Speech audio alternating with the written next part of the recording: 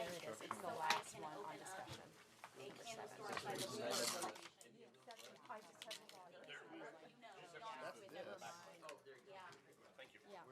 But they didn't show up as an option, so I was like, what? Yeah.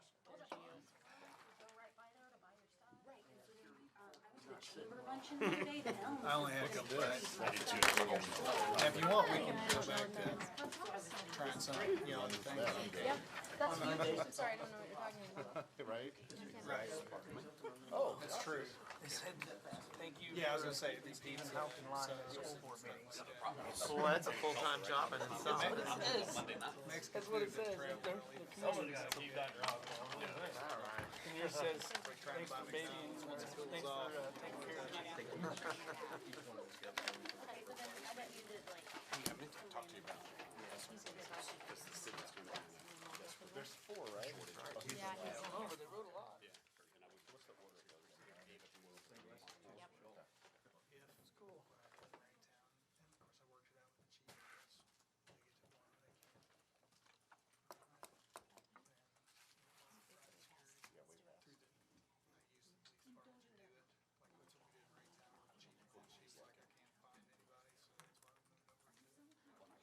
Student council. Yeah, that's true. We got Clay here. But they're probably short too. Lisa. Well, no, that, I would expect that out of her. Is it from the middle school? Can you set student council? At the middle school though? I would assume so. This one's really good writing. You can tell mine is written by students. I mean, I don't know, that's really good writing. You know the guy. I know the guy even, don't I? I don't know. All right. The sheriff? Probably middle school. It's good to know. All right. Sorry about that. Technical difficulties. This time I'd entertain a motion to adopt the agenda. So moved. First by, we have a first by Troy. Second. Second by Darren. All those in favor? And that passes 7-0. Please join me for the Pledge of Allegiance. I pledge allegiance to the flag of the United States of America and to the republic for which it stands, one nation, under God, indivisible, with liberty and justice for all.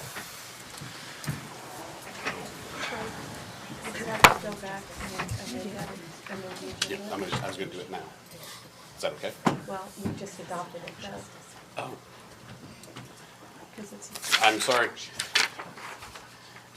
We have to go back and I'd entertain a motion to amend the agenda, removing G3. So moved. First by Kalen, second by Troy. All those in favor? And that passes 7-0. Now, entertain a motion to approve the amended agenda. So moved. First by Steven, second by Rick. All those in favor? And that passes 7-0. Thank you, Lisa. At this time, I'd entertain a motion to adopt the consent agenda. So moved. First by Kalen. Second by Darren. All those in favor? And that passes 7-0. Next up, recognition, Dr. Tomlinson. If it pleases the board, I'd like to invite Michelle Fair to come up to the front here. She is our classified employee of the month for January, On that last motion. and she was nominated by Ben Ruby. And he said, over the past 18 months, few people have had to work as hard and adapt to their role as Michelle.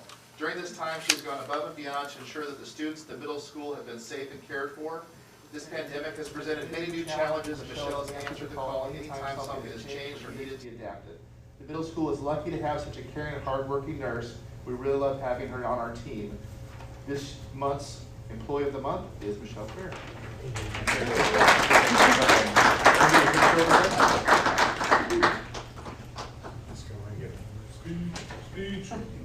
We want to thank the school board. Thank you, Oh, I was like. Thank you, Ms. Yes, we want to thank the school board. Thank you, Mr. Monal. Thank you, Mr. Rock. Thank you, Mr. Bailey. Thank you, Dr. Howell. Thank you, Ms. Good. Thank you, Mr. Hawkins. Thank you, Mr. Snelling. Love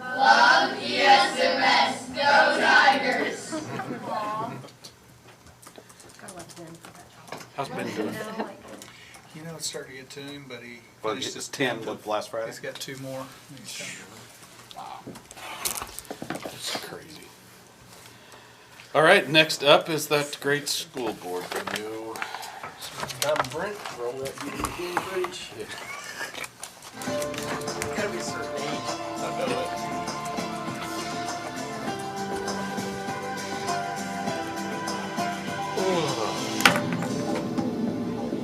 Hello, everyone, and welcome to the Missouri School Boards Association's board report for the month of January. We thank you for the opportunity to share some news and information during a few minutes of your board meeting. We begin with a look at the food supply chain crisis that continues to plague school food service programs in Missouri and throughout the nation. Due largely to staffing shortages, a number of food distributors have reduced or eliminated service to school districts this year, significantly impacting the availability of food items. The situation is resulting in smaller menus and fewer food options for students. Jenna Knuth is the Director of Food and Nutrition Services for the North Kansas City School District and a board member of the Missouri School Nutrition Association. She says the food shortages that began last year are continuing this year. A lot of those manufacturers just stopped producing their K-12 line. Some ramped back up this year, some are saying they can't because of labor. So there are a lot of shorts that are going into the distributor and they can't even get what they need to serve us on top of their labor issues, on top of our labor issues. Knuth says in addition to supply chain problems, the cost of food that is available to school districts has risen by 15% or more. A recent survey by the National School Nutrition Association found 75% of school meal programs cite higher costs as a significant challenge. The survey says only about half of school meal programs nationwide found increases in the reimbursement from the U.S. Department of Agriculture to be sufficient to cover those increased costs. Knuth says the food shortage issue is a complicated one that is not likely to improve much in the near future. When we can't get something from one of the distributors, we try to get it from another distributor, or we try to get it direct shipped from the manufacturer. So that means that the previous sales that they had to us fluctuate substantially, and so the manufacturer doesn't know who to send our products to, right? But we have to try to get that food anyway. So it's a little bit of a mess, and we're definitely looking forward to when things calm down. Knuth says, fortunately, the federal government has given schools some flexibility for school meal patterns that dictate what meals must contain and how they must be delivered.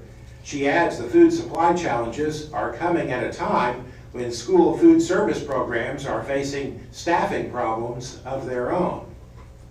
The recent school shooting in Michigan that left 4 students dead has once again brought focus to the issue of providing our students and staff with a safe learning environment.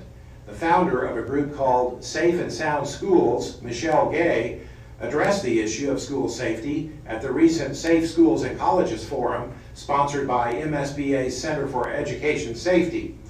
She lost her daughter on December 14, 2012 in the Sandy Hook school tragedy. Gay told the audience it's essential that schools adopt a comprehensive approach to school safety. One that includes mental and behavioral health resources and programs, our school counselors, our school psychs, our SEL programs, health and wellness, very much at the forefront right now, right? Our school nursing programs, school-based health clinics, making sure that kids are coming to school with full bellies and that we are reducing stress as much as we possibly can. The physical safety and security, obviously based on my story, you know what a priority that is for us. Culture, climate, and community that includes everybody, that brings everybody in and ensures that whoever you are, whatever your experiences are, you at least feel safe here in this building. You're all welcome here. Leadership, law, and policy, the guiding principles of any school safety program. And of course, the last cornerstone, operations and emergency management, where a lot of that day-to-day drilling, training, all of those procedures and plans fall. The Safe and Sound Schools organization advocates for and provides research-based education, tool, and resources to ensure the safest possible learning environment for children and educators.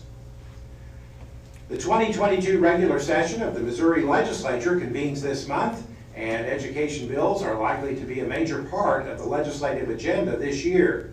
MSBA's priority for the 2022 session of the General Assembly include legislation to ensure a safe education environment for all children, funding to ensure adequate resources for all districts to meet state and federal standards, opposition to legislation moving school board elections from April to November and requiring school board candidates to run as a member of a political party, and legislation supporting the expansion of and access to high-capacity broadband internet services throughout Missouri. MSBA will keep you informed about legislative developments during the session through our weekly Legislative Voice newsletter, our daily updates on Twitter, through critical issue alerts, and through periodic webinars. And don't forget to register for MSBA's Legislative Forum set for March 7th in Jefferson City. That's it for this month's edition of the MSBA Board Report. Thanks for allowing us to have some time at your board meeting, and so long from Columbia. Do you have anything further? No, sir. All right, no visitors, right, Lisa? Correct.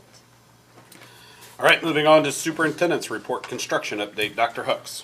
All right, the baseball field is essentially complete. Things like seating and dugout painting and graphics is coming later in later months here. It might be after baseball season before we get to do the new seats, just due to supply chain issues and that sort of thing. Also over break, we did some more improvements to the Early Childhood Center as well as Elkhorn Elementary. So at the Early Childhood Center, in like the main area, right? Not the entry. What's that area called? It kind of leads to the cafeteria and all that sort of thing. We did some additional painting, flooring, cove base, water fountains, things like that. And then in Elkhorn Elementary, the bathrooms, we put new hard ceilings in, new lighting, painted the walls, and they have a recovery room in there that, I don't know, Heather, kind of looked like a dungeon, didn't it? Yeah, I did. Open ceiling on pipes and all that, and plywood walls. It was a kind of creepy place. So it looks like a standard, office or classroom now with new carpet and everything. So further improvements to those facilities. Any questions on construction? On the baseball field with the little fire, was all that already fixed and replaced? Yeah, that was about $12,000 worth of stuff. I was But curious when you said it got done, so. yeah, the only thing that hasn't been rectified yet is the netting.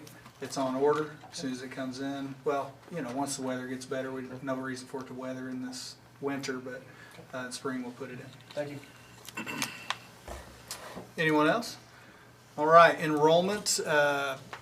Probably get tired of me saying this, but the difference year over year is the reduction of students coming to us through the Job Corps. We currently have about 36. We're expected to have 50 by the end of the year. And that's a far cry from the 350 or so that we've had in past years. This does affect our average daily attendance, which is one of the metrics, the formula for us to get paid. So it is concerning. Right now we're on a 19-20 school years weighted ADA, but that falls off at the end of this year. And so there right now would be a significant drop in revenue. We're doing a couple things to combat that, a free and reduced lunch application drive. Hopefully we've gotten the message out. It can be complicated to communicate, but those applications, not only do they help students get free or reduced price lunch in years when lunch isn't free. It's currently free right now, so a lot of people don't feel the need to fill out the application. But it's also a weight on our weighted ADA that drives our funding. And so just to give you an idea, every approved application is valued at, let's say, $1,000. So we're 300 less than we were last year. That's $300,000 less. That's not food money. That's state formula money that we would normally get, but aren't getting because of our applications are low. So along the attendance, we're also going to do an attendance drive to boost attendance, probably most likely monthly drawings and that sort of thing to increase that. I've also have calls in to like Carrie Monsies, the Deputy Commissioner of Education, our area supervisor for Kansas City, because this is not a unique problem. COVID has caused everybody's attendance, weighted attendance, to go down. And so, you know, we're trying to come up with some way to fix that at the state level. For example, I might propose that we freeze the 19-20 year and continue to use that until COVID ends, so that we don't all, because all 518 school districts will be experiencing the same problem. And we're in a very unique situation because we're relying upon a federally run program for their policies and procedures. Right, we're pretty much dependent on one what of they 3 want to school do. districts in the entire state that has a Job Corps in our school district. You know, I'm from Dexter, Missouri, which is basically next door to Puxico, Missouri, which has a Job Corps. So I called that superintendent. She's having the same concerns we are as well. That's it for enrollment. Any questions? No questions. All right. Thank you, sir. Moving on to discussion and action items. First up is approval to adjust the June 2022 Board of Education meeting date. Dr. Hucks. So this is common in this district to adjust this.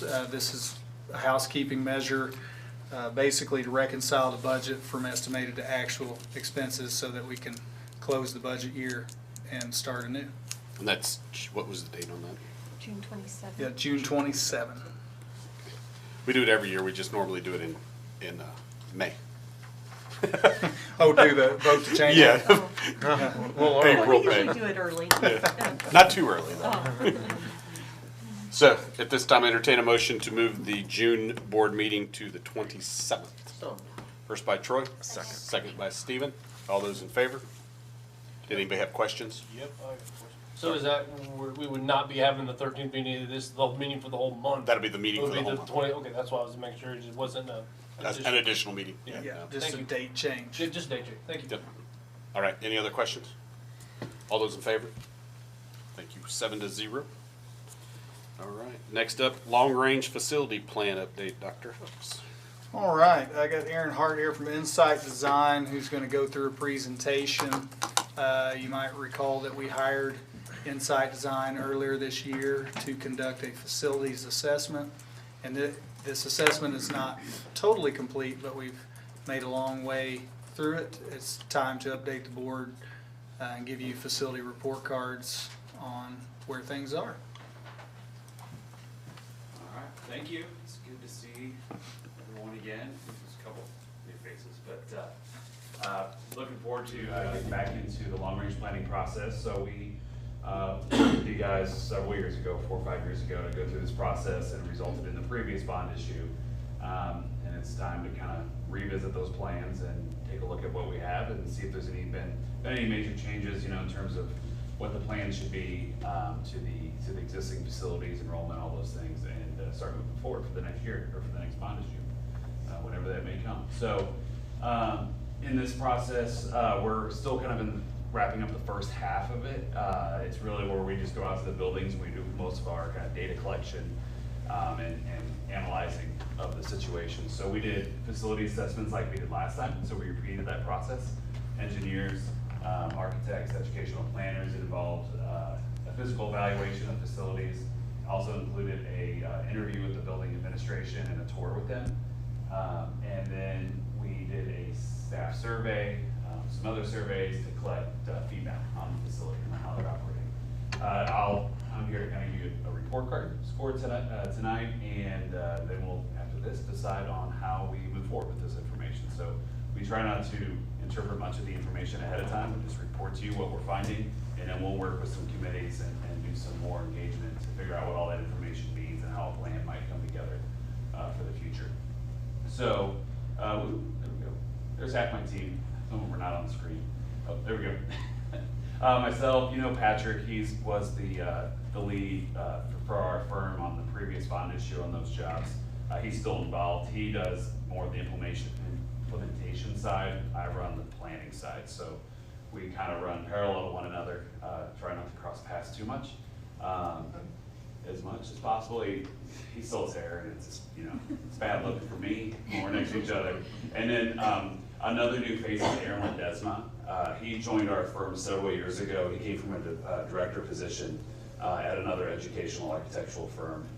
He is very good at what he does, and he'll be the project manager on anything moving forward that we're involved with.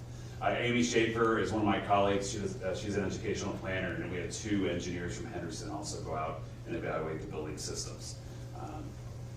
So what we're here today is this update. I put this slide in here, let you know we're not looking for action. We're not saying we've solved our problems. We haven't figured everything out yet. So really we're just here to, it's another step in our process to give you our information, and in the meantime I'll be getting information back from you guys as we go forward. So there we go. So kind of running through the kind of 10,000 foot view of the facilities, starting at the primary level.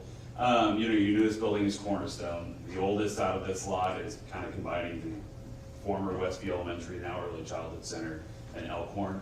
But in terms of facility conditions, you know, Lewis is going to be the one that's bringing it's on the lower end. Out of all those, Cornerstone is at the highest, just based on age primarily. And then Westview and Elkhorn are kind of right there in the middle. FCI is all the way to the right, so that's the percent of remediation that would be needed to the building compared to the cost to build new. So it's a math problem. Lower is better. It's like a golf score. Lewis Elementary is at 32%. The government uses this. Anything over 32% automatically is like a replacement, but they can print their money and build what they need to. So we don't have that luxury. But what we do, anything between 30 and 60%, we're really deep diving that, and we're going to see what we really need to do while trying to be respectful of all the budgets. Everything else is really good. So 1% means you have 1% improvement possibilities based on replacement cost of Westview. It's a brand new building. There's really not a whole lot that would need to be done there. When we look at the high school or the secondary, you know, middle school is still pretty good. It's, you know, surprisingly, you know, when we first got here 5 years ago, the middle school wasn't so old, right? You know, it's older now. So there's still some things that are popping up there. Not that it's bad, it doesn't need a major overhaul by any means, but you know, it's starting to slide up in this 10% FCI range. The high school's at 15, and which is to be expected. Buildings of those age, those are scores you expect to see. At the high school level, you're starting to see some deficiencies, just in overall adequacy, and kind of like I'm trying to think. So what we did at the high school in the commons, right, and kind of gave it that facelift. Kind of imagine that throughout the whole school. That's kind of what it's needing, right? It needs some systems, it just needs some finishes. The spaces are there, maybe a reimagining of how those spaces operate and how they look. In terms of enrollment, this one's kind of hard to do. You know, nothing is jumping off the page at us in terms of really struggling. Now this year there was a big bounce compared to last year. But when we look at the overall trajectory, it kind of corrected back to where it was the year previously. Although it's hard to tell because Job Corps, as we're talking about, has influenced that a little bit. But when we look at the actual building levels, all the elementaries are in a fairly decent position. If we're in a district where we're looking at 3 or 4% annual growth, we'd probably have a different perspective on the comfort level of this. But if we're maintaining flat to kind of a slight increase, we're not in a terrible position. We have time to respond. We can look at other things first. And at the high school, 90% is high, but I have not factored in the effect that the Career Center has because of how it's mixed with sending in schools. So all in all, it's probably not in a terrible position because some of that load is out of the building some part of the day. So overall story of enrollment, nothing that's jumping out that says we need to deviate from where we were going previously. We just have some different metrics here looking at enrollment. That orange line that's kind of bouncing down on the right-hand side, that's the last 20 years of enrollment. So you can see the little bump from 2582 up to 2636. So that's your September numbers year over year, and how they kind of came back up. You know, what we're doing, the information I'm looking at, you know, does this mean it's just going to correct back to the course it's on, or is it going to start to reverse? I think at the elementary level, we will start to see some increases, and it'll eventually work its way through the system. So, you know, kind of turning this thing around, I think our trajectory is more on the yellow line that we have there. So it'll continue to decrease a little bit overall, because you'll be going out some smaller classes on the upper levels, but we're going to be backfilling with larger classes, eventually returning back to where we are now. Again, more things to say. I don't need to come in and dress any building out of sequence that we were looking at because of capacity. I don't think we're looking at projects just to add capacity. We can really focus on building conditions and adequacy of those spaces. Sorry, this is more charts. You can see the difference. Elementary has more of an upward trajectory, that's on the left. And on the right, you get more kind of this kind of holding steady pattern in terms of projections at the secondary level. If I just walk through these buildings one by one, and I'll run through them really quick. So the Early Childhood Center, the new Early Childhood Center, we created a bunch of space, a lot of very much needed space, getting them out of this building and moving them over.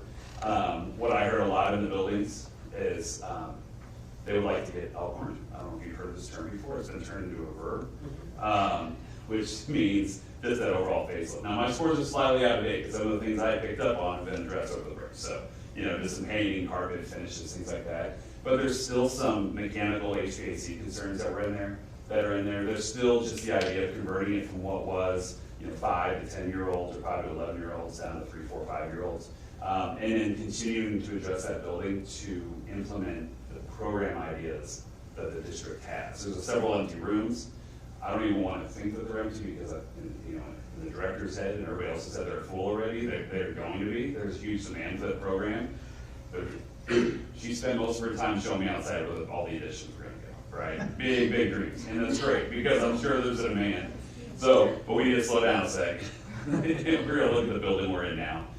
You know, just things like exterior facelifts, interior remodels, just those sort of things. Just great space has been created for the Early Childhood Center. Now we need to turn it into a great space for early childhood education. And I think it's just almost there. Just some minor upgrades that need to be done. Some roof, mechanical, some of the stuff that's not super exciting, but stuff that's actually, you know, super important, making great space. Elkhorn, there's still a few spaces that weren't touched by the last bond issue in the older, I don't want to say it's the newer older part of the building. It's the oldest part got renovated.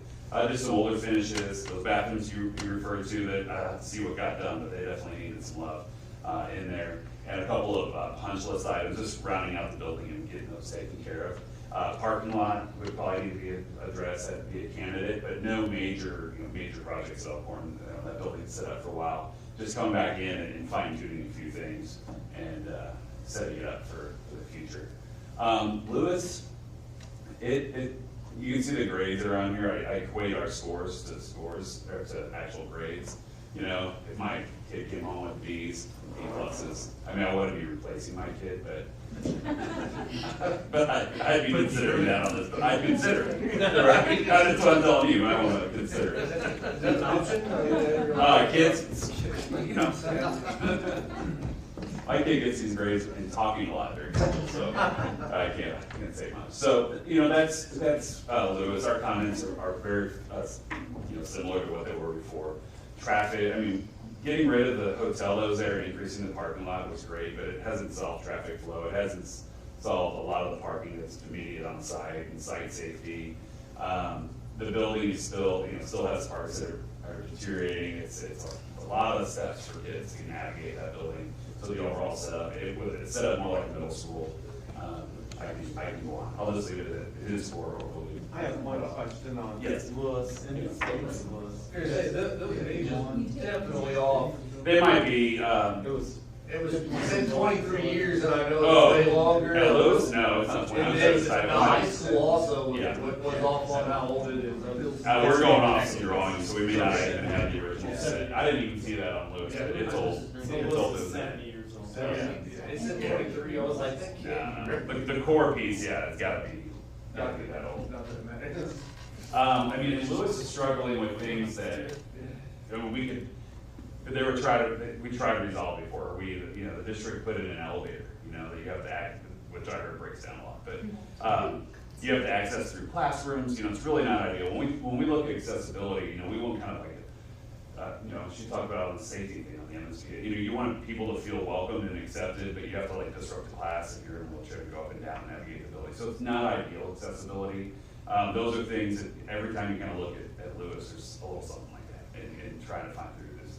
You want to find the but, and it's not quite there on some of those things. Cornerstone, unfair. This is why I say that. I try to not cross paths. He doesn't want to cross my paths because I go out and I analyze the buildings, and I don't give him A's all the time. So there's a few things that came back in the staff surveys that we are continuing to look at, and the biggest next step we need to do is post-occupancy survey, and then sit down with some of the staff and understand how they're using the space versus some of the original conversations and how the spaces were going to be used, so we can just all kind of get on the same page and see where those things are at. So when we are out there, there are some roof things going on. I think that's since been remedied, but the score hasn't been updated. And there's some playground things that we're working through. But overall, new facility, and there's not a whole lot to talk about there in terms of future long-range planning. At the middle school level, this is where we get the scores, and this is that student that's just kind of been hanging around for a while, and now kind of started slipping into those C pluses. So, maybe hadn't been paying attention to. It's a great building. I look at the layout and when it was built and when it was designed, and it's not so far away from how we're doing buildings these days, right? With kind of the wings and how they're arranged, extra right hallways. You take those lockers out, and you have a fairly contemporary layout of the middle school in terms of how you can use those spaces. So it's just time to kind of look at your HVAC systems, start monitoring the roofs, some finish updates, those sort of things. There's some sidewalks and parking lots and stuff like that. So. In the next plan, making sure that the middle school gets some attention in some certain areas would probably be beneficial for that facility. The high school, we touched on it earlier. One of what I took as a great compliment, and I think that speaks to it, some of the things that like the safety security lady was speaking to in that video. When I walked up and I met the principal in the middle of the lobby, before he even said anything, she goes, "Isn't this space great?" I said, "Well, I'm biased, but yes, it is." And she said, I don't have any data to support this, none. But my gut feeling says that the behavior in this comments is way better than it was before. And it feels like there's a sense of pride, and that has a lot to do with it. And I thought that, it takes a step back and you think about it. Like, I think as long as children feel like they're wanted and they're taken care of and they're being supported in that way, I think it goes both ways. And that's where that kind of comment came from about using that throughout the rest of the facility. It wasn't a huge process. It wasn't a major undertaking in terms of, you don't have to tear a bunch of stuff down or do things. It's just about improving it. And then, the rest of that can go a long way with branding and engaging students and engaging different groups and, really making every space special for the kids. And, it doesn't have to come at a huge cost. One thing that might is that you're probably using an auxiliary gym and some more space for different activities, not just athletics, but kind of reorganizing some of the activity space. So that's something that was on our radar. And if enrollment does go up, or there's any changes to how the Career Center is used by the high school, that will start to affect capacity. So we want to make sure we're set up for that as we go forward. There's MEP, there's some water infiltration things, there's some little things that we would definitely include in the next bond issue. Those are small things that we make sure that we get included. But big ticket items, I would look at some larger scale finish updates and some new accessory gym and athletic activity space. Quick question about Yes. the high school. That's a real tale of two cities. The front half of the building is 50 years old this year. Mm-hmm. And then it took forever to get a bond to finish the building. Yep. So there's like a 20-year gap. Can you see a real difference in the building between the old part and the new part? I can. I mean, when I walk through, I see the expansion joints, I see where buildings were added on. And in some areas, it's pretty obvious. So. Is the old part of the building in a lot worse shape than the new part of the building? I don't know. It's hard to tell. In the back part where the classrooms are, you tend to just draw to the finishes and the functionality of the space, and I feel like there's a lot of room for improvement. I think the biggest mechanical issue is the auditorium, which is the newest piece, which is interesting, but I think that's being resolved or has been resolved. But nothing pops out in that main area as being super, catastrophic. Nothing scary. Yeah. That's good. Like I said, the high school, there's some areas where you can do some improvements. It's nothing, we're not tearing down a wing or anything, in my opinion. The Career Center, it's still struggling with the same thing it was struggling with when I was here 4 or 5 years ago, what to do with, I think it's room 7. That's how much it sticks in my head. Sounds like there's a plan in place, and it's gonna be great. But the building is full at that point. It's limited from additions. Traffic flow and access is a struggle, so you're not gonna, there's really nowhere to expand the building. And if you did, you just have increased demand and you wouldn't have anything to get there. So that would be the next step. Once that building's full, if the Career Center is going to grow, what do we do then? That's the question of the Career Center. So overall, when I put all these together, they're ranked. You can see how they kind of stratify the way that I kind of expected them to come in. You can see the high school is second to the bottom. Obvious areas that we can make improvements. I don't think it's going to, again, anything major. And then Lewis is at the bottom. So that would be the candidate. That was the candidate at the previous plan. Nothing here is telling us to do anything different. So that's why we call it continuing the plan. But that's the information we've collected. I'm not here to recommend what we do. I'm here to just kind of say what some of the things we see, and there are some opinions obviously in there. But what we need to do is re-engage all the groups that we've met with before to really put this plan together and make sure that whatever we do at every building is the right thing, that we do it, because we don't have endless amounts of money. If Lewis is in there, that's a large portion of that, of any funds that are available. So whatever's left, we want to make sure that we're carving it up at the right spots and doing the right things. So for the next month and a half, we'd like to get back out and do some different visioning and conversations with various groups, whether it's students, staff, parents, administrators, all those groups, and work through that information, come back to the board with the feedback that we got there, the March board meeting, and then start to identify how that plan might look. Go back out in the end of March, early April, and to get some consensus back to those same groups, involve the community a little bit more, make sure they're on board and they understand the plan, and then be ready to adopt a revised or an updated long-range plan either by April or May. So that's our initial schedule, and that can push or pull. We're not under a huge deadline or time crunch, just depending on when the next bond issue is. So that's the update of where we're at right now. Anybody have questions? Looking at the high school, the roof was rated at a D. Can you elaborate on that, or what would need to happen on, or do you know? I probably need to pull up the roof report. We did have a third-party roofing company do inspections. I'm trying to remember where it was. My guess is it's probably that area where we're talking about the addition, addition to finish the high school. When we were there was definitely ceiling tiles gone. I could see lots of staining. There's things like that in certain areas. I'm thinking back by the above the art rooms and that kind of hallway back corner of the building. Leaking going on, and depending, I'm guessing it graded that way because the roof report said it's time for probably full replacement in areas. The roof assessment, was that done by Trimco, correct? It was done by Trimco. And then, a high school is a large building, so Yes. it's going to have several roof sections, and they're usually staggered. And so there's probably more than one, probably 2 to 3 sections that are probably close to needing replaced. And the good thing with using a company like Trimco or some of the other third-party ones is instead of coming in and saying we need a whole new roof because there's stains everywhere and it's failing, they can use infrared and other technologies, and they'll identify we can save this part and just coat it and restore it and re-warranty it, or we can tear off. They give you options to help it be a little bit more cost-effective as opposed to just complete tear off and replace, which it may end up being the option, but we can at least, like you said, they're layered, but usually pieced out into parts. And we can try to save what we can. Right, there's usually a divider, expansion joints from additions and so on. And when I was in Raytown, I used Trimco, and exactly what he said, they evaluate a roof, they take core samples, they can say, hey, this one's dry, it just needs to be restored, which is literally half the cost of a full tear out, versus just saying, hey, let's go in here and spend the money and tear all this out.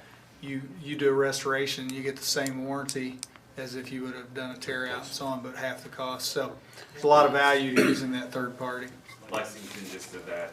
They were gonna replace an entire middle school roof that was gonna be about 1.5 million. They ended up restoring, it's a 20-year warranty on it for 500,000. So still a substantial cost, but a lot less. And they basically reset the warranty and we have a company that's gonna come out and restore and maintain it as it's needed, so. But we use them on all of this. Okay, yeah, I was just curious about that. And if you don't have a copy, I'll make sure, I need to look at when it was most recently updated, but I'll make sure Dr. Hucks has a copy of that report, the most recent one. And we worked with Anthony on getting all that, so. All right, any other questions? All right, Thank you, Aaron. Thank you very much, Aaron. All right, next up, approval of the 22-23 school calendar, Dr. Tomlinson. Each year, a committee is put together to take a look at school calendar for the upcoming year, and that was done again this year with representatives from around the district and various stakeholders. And if you take a look here, it's very similar to what we have this year. Some of the main differences are the start date would move to a Wednesday. We are required to meet a certain number of hours each year, and so this would meet the number of hours both at the elementary and secondary levels. The committee does like having that 2-week winter break set up. And the spring break was set up to coincide with the neighboring school districts that we share resources with that send to our Career Center, as well as our CAPS program. So everyone in the Northland has that spring break kind of tabbed right there. And then we just kind of let the chips fall where they may the rest of the way. We did take a look at that Monday and Tuesday of Thanksgiving. That's been pretty popular to have off for students, but to get some PD done for staff during that time.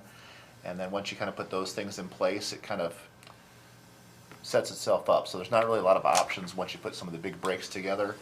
We did change a little bit of the parent-teacher conference to, instead of just having one time where everyone comes in, to kind of spread it out over that week. We found that was something we learned from COVID, as people were more successful kind of having time throughout the week to meet either virtually or in person. So those are some of the major updates, but if you have any questions, I'd be happy to try to tell you what the group was thinking. And Jared, this has more monthly PD days in it compared to the previous calendar, does it? Is that correct? They're spread out a little bit differently. So it's the same overall number, but I think there's kind of one pretty much each month, yes. So Jared, on your parent-teacher conferences over a week period of time, are those like half days in there? No. Or how's no. that gonna work? The half day is on that Thursday, and otherwise they can set up meetings and take care of it as they will. So they might have hey, I can meet this person on Tuesday night, or hey, I can meet this person in my plan during the day on a Tuesday. However it's going to work out. Otherwise it'd be the same. We're also going to let them use, the available technologies. So Zoom, for example. We try to at the very least call every parent if they don't come in. But we found that Zoom's useful. I personally have had to use it being at a dentist appointment, not able to get back in time, but would, aside from the drive, be able to Zoom to have that same meeting. And so we're just going to allow the teachers to be more efficient versus stacking a bunch of conferences on one day or 2 days, that if teachers want to work throughout, a couple of days here and there, to provide more opportunities for families too to have those meetings. Okay, I mean, taking place it'll be after school. Yeah, it could be after school, planned periods, things like that. Because you'll have school going on for the full day, right? Correct, yeah. Okay. So being with the new, obviously with COVID and virtual learning and stuff, if we have to cancel school for any kind of reason, do the virtual warning time still count towards our hours? We still have AMI days. Yeah, we have up to 36 hours in our alternative measures of methods of instruction plan, and that's a state number of hours that we have available, and so we can use that. So like the day we had the other day, that was considered an AMI day, so it will not need to be made up at the end of the year. Good, thank you. Any other questions? Move to adopt the calendar. We have a first by Troy, a second by Rick. Comments? Hearing none. All those in favor? That passes 7-0. Next up, approval of 22 substitute pay. Dr. Tomlinson. Last semester, if you remember, we were struggling with our number of substitute teachers that we had available, so we talked about increasing the pay per day for our subs, and we did say that that would run through last semester, so we want to bring that back to you and say that it has been very successful. We had 25 teaching subs to start before this program, and now we're sitting around 75. So that's been a very successful program for us, and we would like to continue that for the rest of the year. So what's in front of you in this proposal would be to maintain what you passed last semester and go ahead and extend that for the rest of the year. And we'll continue to evaluate it month by month, and if we need to make a change before the end of the year, we can, but hopefully it gives us the resources to finish out the year at the same rates we have been. So moved. Second. First by Darren, second by Kaylin. Any questions, comments? All those in favor? That's, any nays? Any abstentions? 601. All right. Next up, approval of 22 curriculum. Dr. Miller. Thank you. I will continue to bring you curriculum to be approved as it's completed. This is entirely high school for this month. Everybody's working on it. High school has done an amazing job of coming together and helping one another to complete this. They have the most just sheer amount of courses by the time you include all of the electives. I think they're between 150 and 170 courses, which is a lot. So big chunks to approve today. One thing that I did want to point out to the board is that the beauty of this for you is now that if a parent asks or a community member asks anything that is being taught in a classroom or questions what's going on, you can now, once I get able to do all of it, you can simply just direct them to the district website, and every course will be listed on there. They can follow through, see major assignments, see the major questions. I mean, they can read the entire class in its entirety. So that'll be a super handy feature for you guys.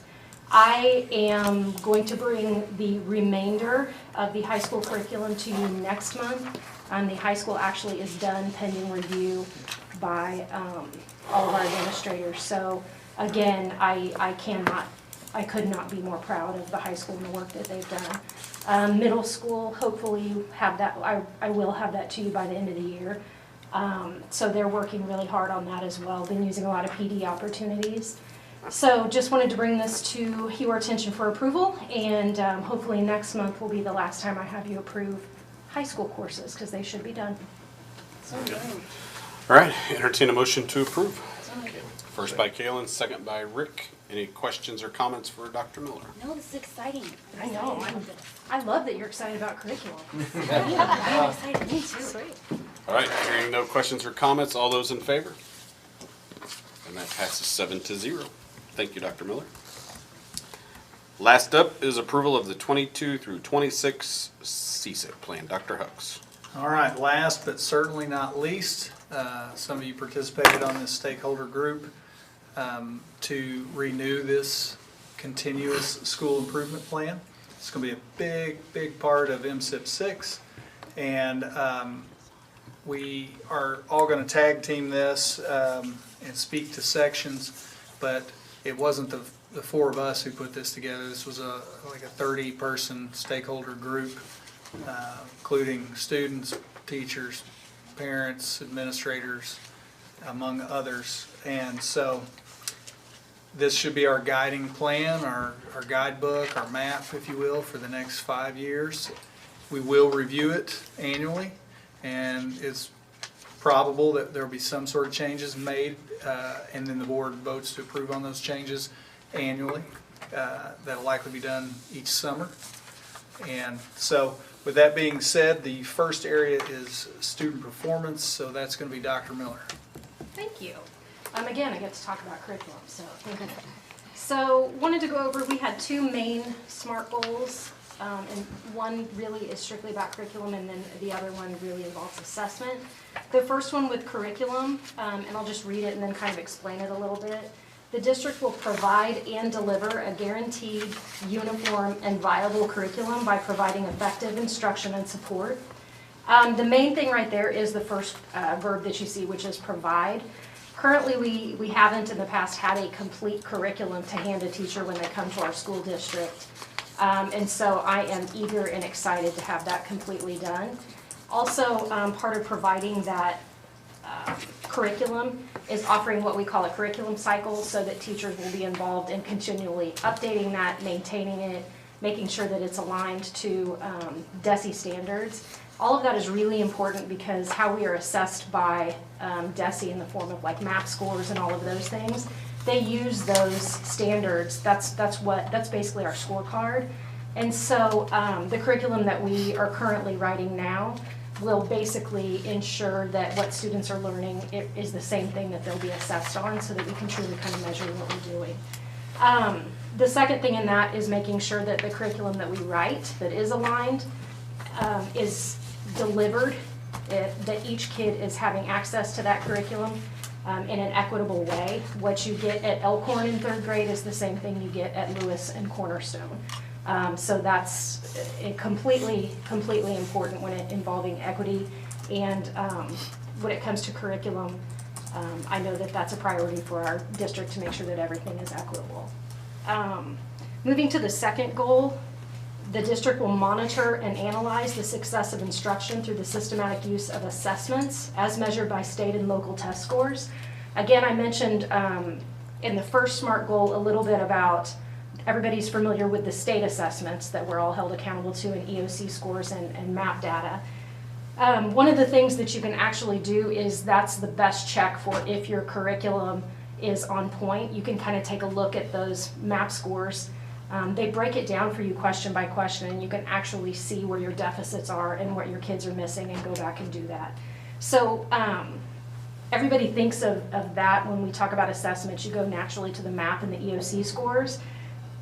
My main goal, I think, as a district, what is, I think, an even more important assessment is having the formative assessments that you give throughout the year. This is what you determine as you're teaching. You give a student assessment to see if they're picking up what you're teaching, and then you make adjustments and move forward. So our teachers are really skilled at doing that kind of naturally. They're artists at being able to teach a lesson and then be able to kind of tell if a kid has it or not. This is a more intentional way to kind of make adjustments through grade levels, and then we can go back and adjust the curriculum overall to make sure kids are getting what they need. Measures for that, again, academic performance data, district annual performance reports that I share with you guys, network for educator effectiveness data. This is our NEE evaluations, so when administrators walk into a classroom, they know what they're looking for, they know what the curriculum is, and they'll be able to recognize if a teacher's actually delivering the appropriate curriculum. And of course, board agendas like the one that I just put in front of you guys for approval when the curriculum is complete. Any questions for Dr. Miller before we pass it to Dr. Gross? Thank you. Go ahead, Dr. Gross. All right, well, I am tasked with effective teaching and learning, and we have a couple more goals on this one. We have 4 goals that the team came up with, and with each goal, there's a couple of action steps as well, so I'll share those too. But the first goal there, the district will ensure that pre-kindergarten through 12th grade students have access to high-quality learning experiences. And really the first task has to do with student engagement and ensuring that our kids are engaged in those learning opportunities. And then the second action step has to do with really diving down and determining the disparities that we might see in our majority groups as opposed to our subsequent subgroups that we work with. And of course, some measures that we would use for that are our academic performance data. When we're thinking about engagement, our attendance data would be a big measure for that as well.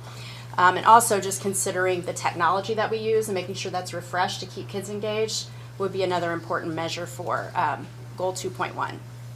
And then SMART Goal 2.2, the district will implement evidence-based instructional practices to ensure the success of each student. So of course, when we're thinking about that curriculum that Dr. Miller spoke about, thinking about now how are we actually going to put that into action, right? And how are we going to instruct our kids? So the action steps we have there, the district will ensure that students and student groups demonstrate on-track performance by meeting state standards, which is also what Dr. Miller was talking about. So these really go hand in hand together.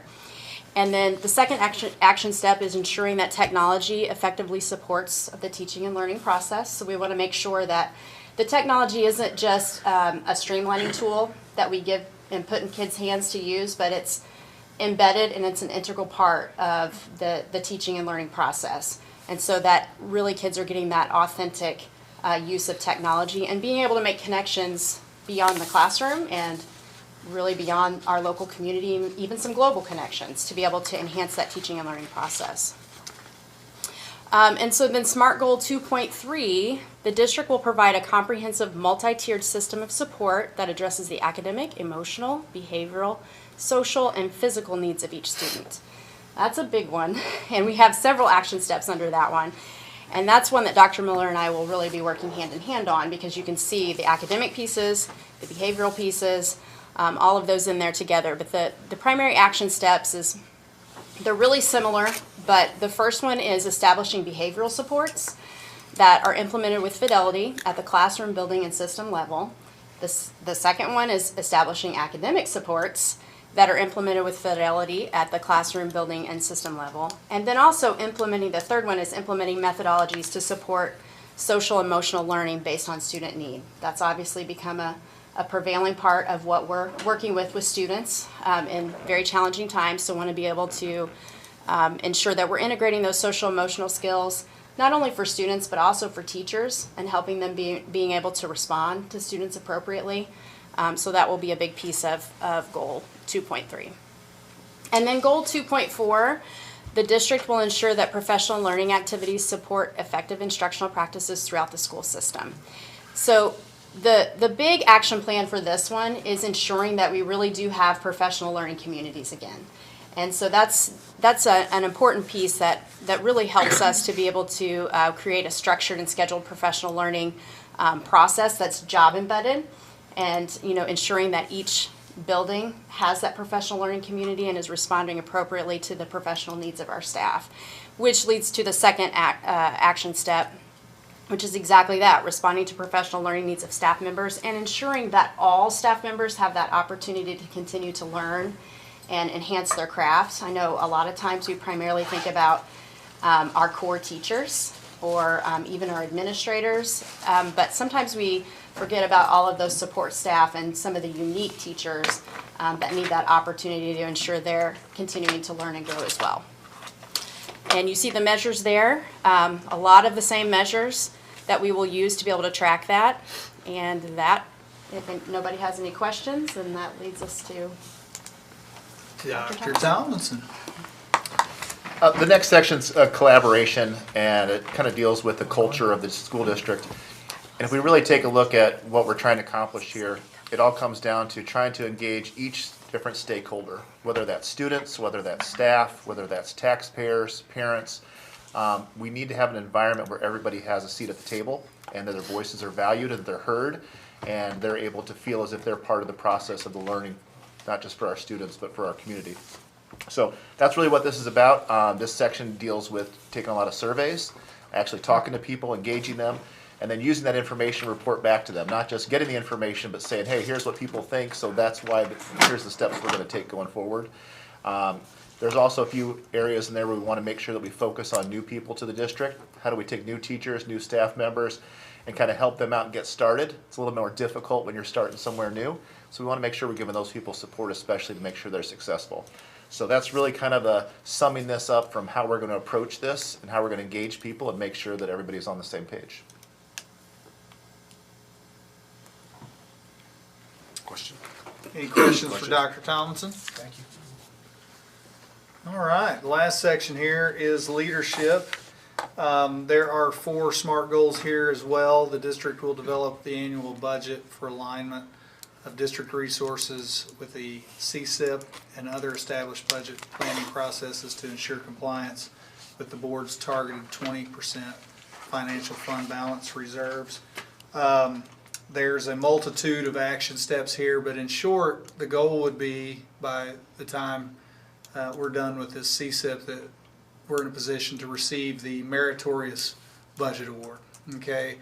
And that's the gold standard for what type of in-depth budget that you have. One that is a variety of components, easy to read, for example, for the common public person that doesn't know a lot about the ins and outs of a school district, and the transparency, the involvement of stakeholders in decision-making.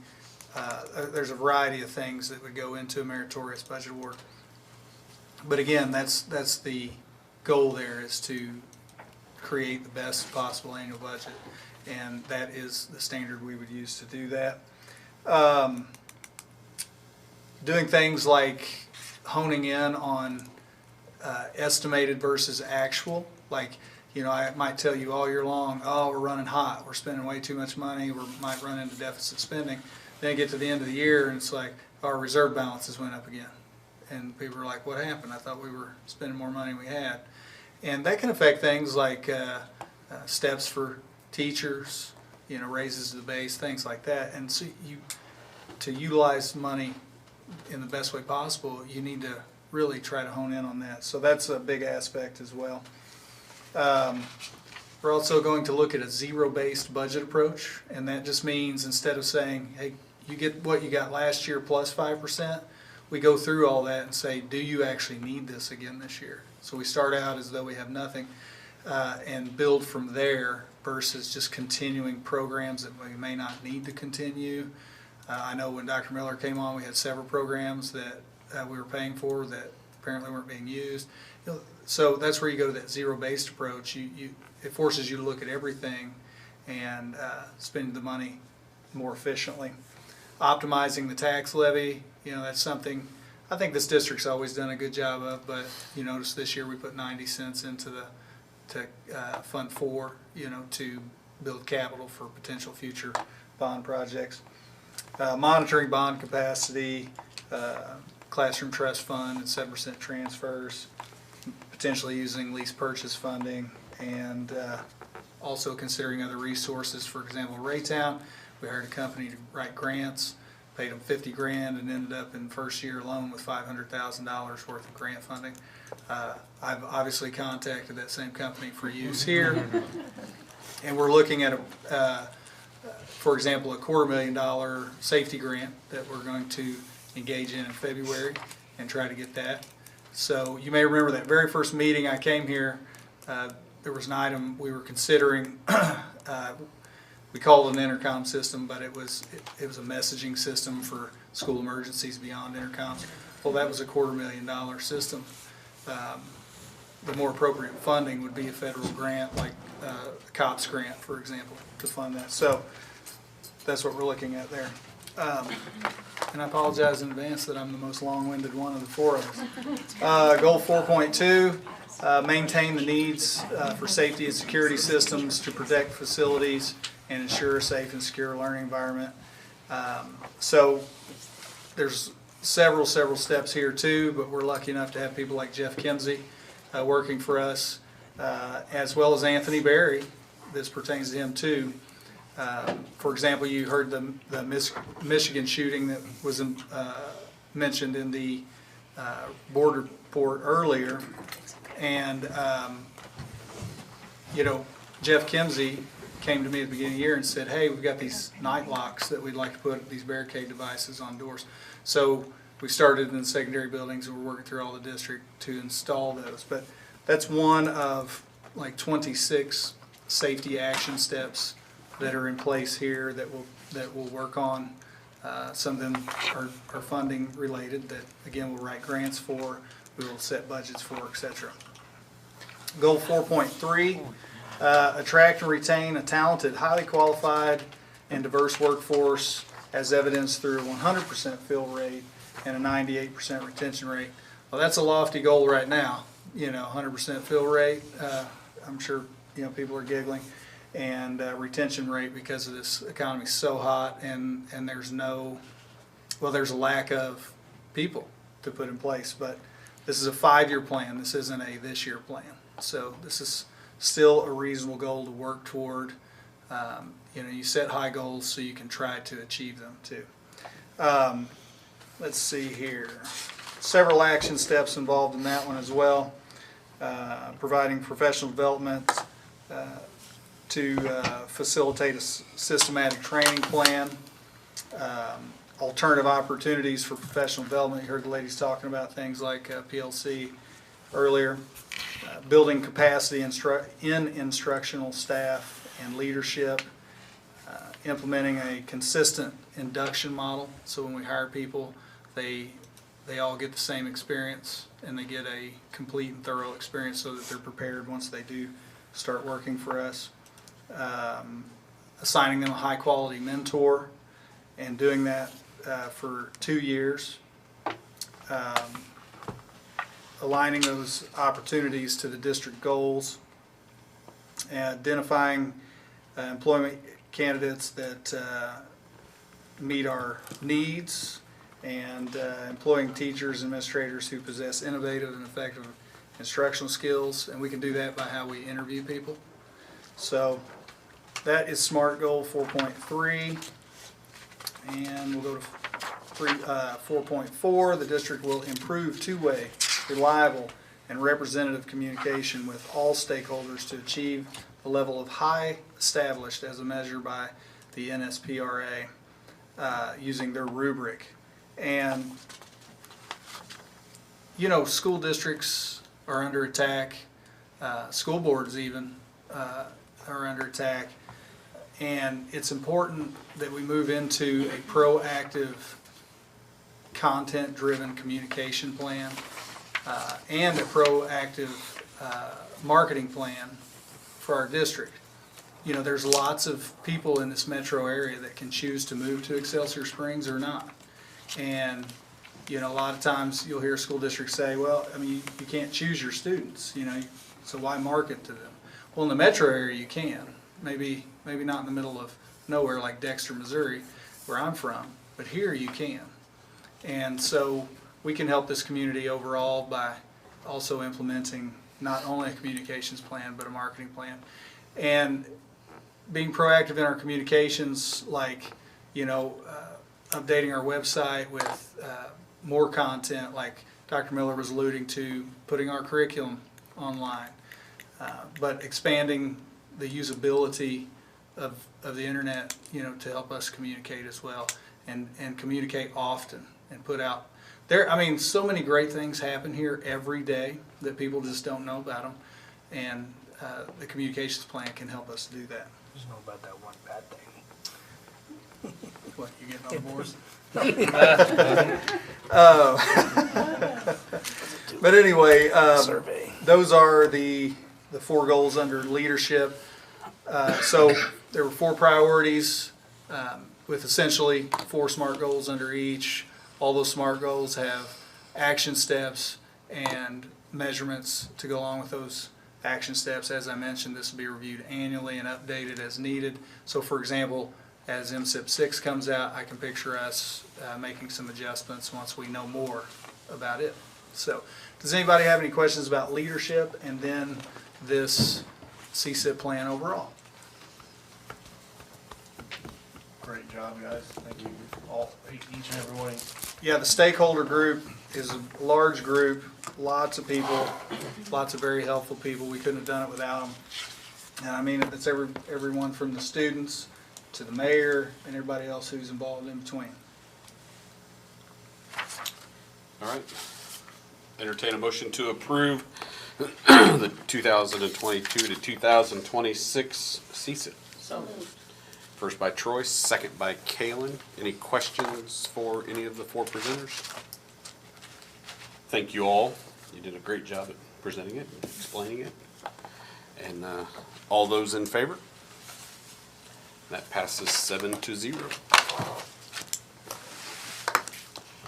All right. Entertain a motion to adjourn. First by Kalen.